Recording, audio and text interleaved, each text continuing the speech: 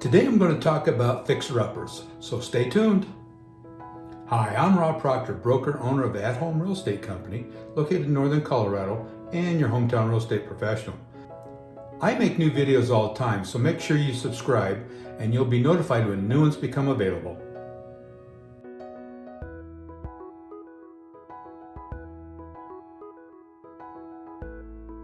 Fixer-uppers.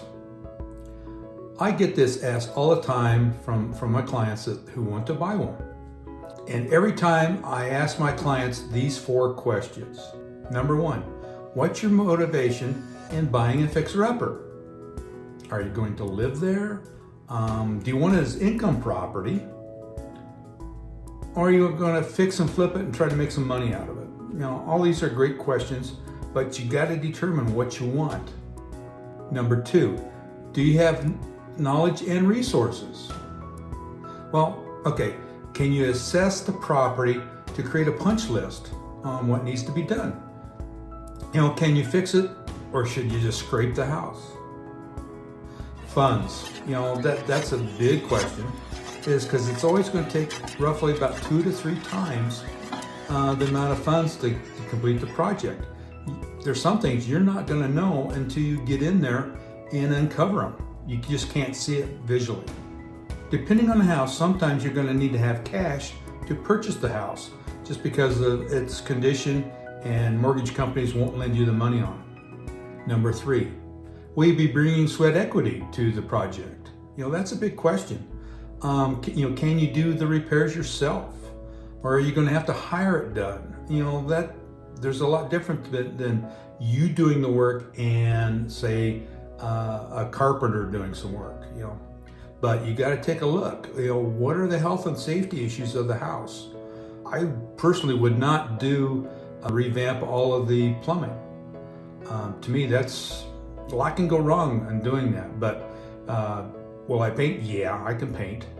That's not a problem. However, whatever you do, make sure you pay attention to detail. I've seen that time and time again where people have went through a house and done their work and sloppy painting, or they're not putting the trim work up correctly, that type of thing. So just be careful. Number 4, are you prepared for it? You know, do you have the time? You know, things take a little longer, and once you start getting into it, especially when you can't see a lot of the problems that we talked about before. You know, are you going to live in that? So if you're going to, you know, live in the house, are you going to live in it while you make the repairs? You know, you got to work around that stuff. You know, you got to clean up afterwards. You know, back and forth. It gets a little nerve-wracking on that. And don't forget the permits. You know, make sure you know what you're getting into. You know, because some things you're going to have to get permitted. You know, if you're changing plumbing, taking some walls out, that type of thing. As you can see, you're going to need to be prepared if you're going to do a fixer-upper. I hope you learned something about fixer-upper properties and what you need to do to make it happen.